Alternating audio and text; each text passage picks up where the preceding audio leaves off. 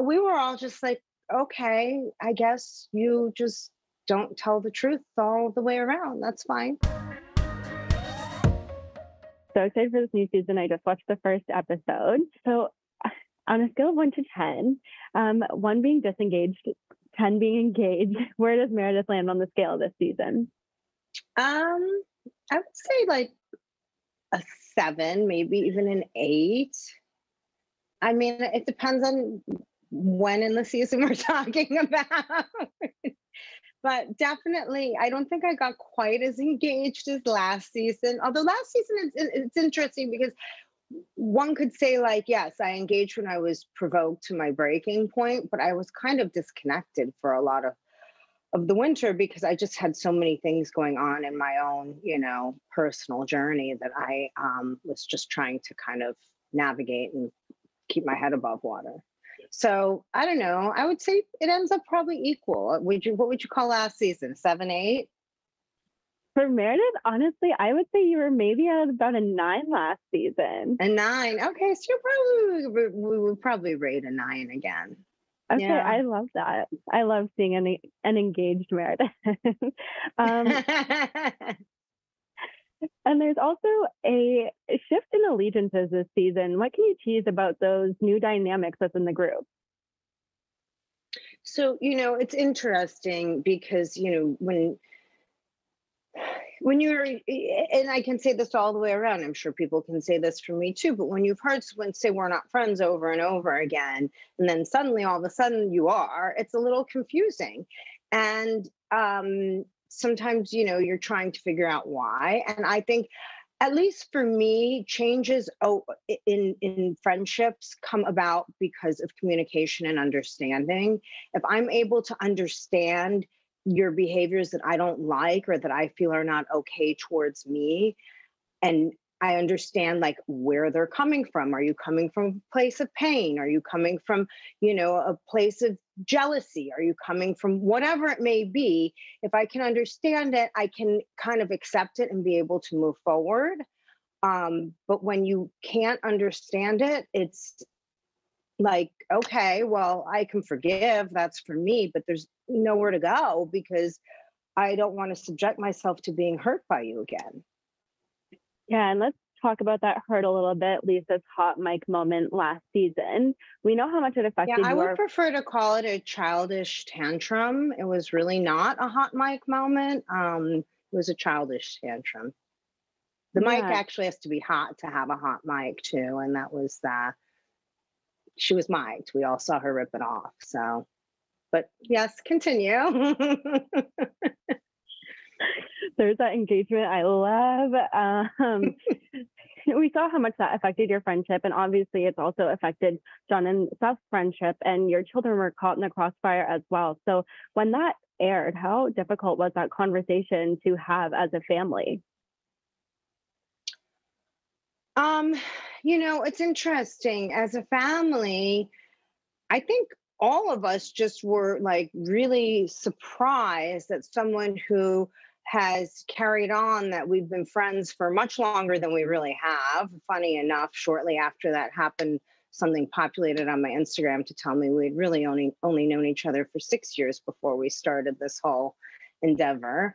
But she was saying 10, and I believed her. I didn't go back and count. So somebody who's exaggerating that and calling me their sister and best friend and this, that, and the other, we were all just like, okay, I guess you just don't tell the truth all the way around. That's fine.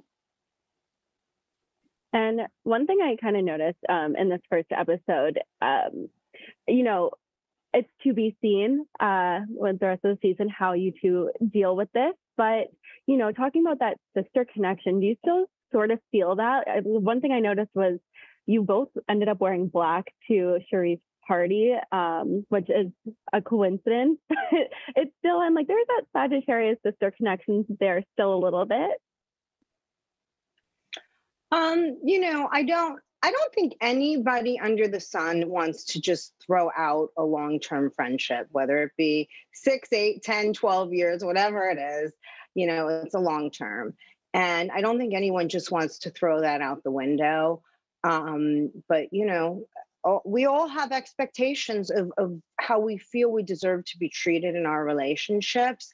And if we can't get affirmation of that happening, then there's nowhere to go. So you'll see if I'm able to get that or not, I suppose.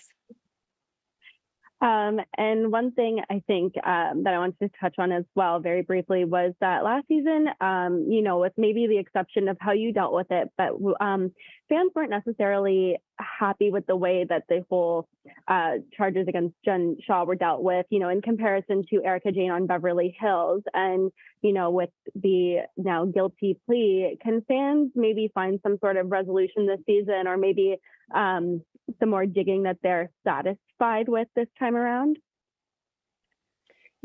I can't speak to what will satisfy anybody. What I can say is we have a legal system here in the US, and it would be one thing if everyone's right and I really had all this information and nothing was being done and people were being harmed and whatever else, then yes, you could talk about my obligation to deal with that or not deal with that. But the reality of it is there was an indictment and a trial coming, and none of us are the judge, none of us are the jury. It's not my job or anybody else's to speculate on her case. That's up to our justice system. So, I don't know what will satisfy people or not, but that's where I stand. And I'll always, stand behind that, because that's the country we live in. I could leave and come to Canada if I don't like it, right? Speaking of Canada, you did live here for a little while, right? You lived in Toronto for a little bit. I remember you said in an interview. I did. You said in an interview that Canadian culture was a little more elevated than American. So I wanted to know what gives us Canadians a bit of an edge.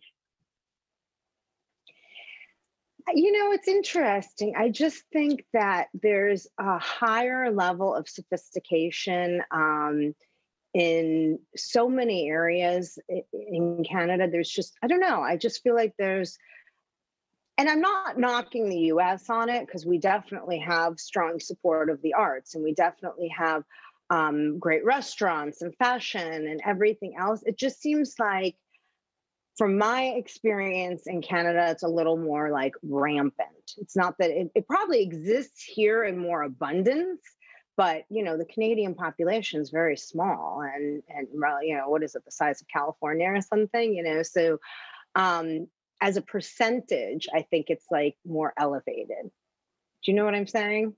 Yeah, no, I get that.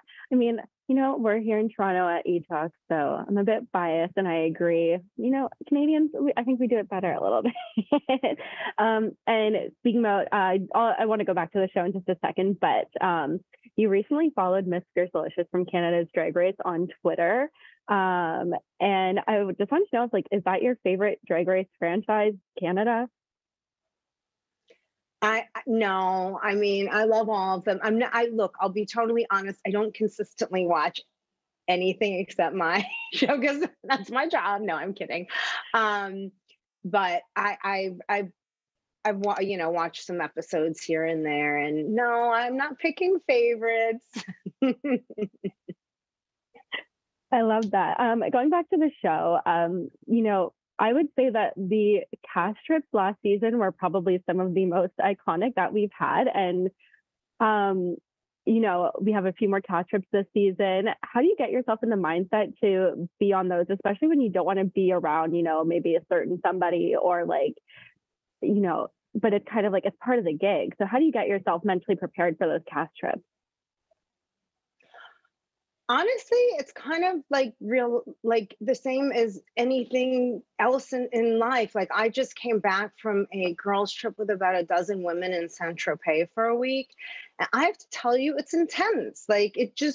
There's going to be disagreements. There's going to be moments where you're annoyed with somebody. There's going to be ups and downs. And yeah, maybe the Salt Lake trips are a little more exacerbated, but it's really the same thing at the end of the day.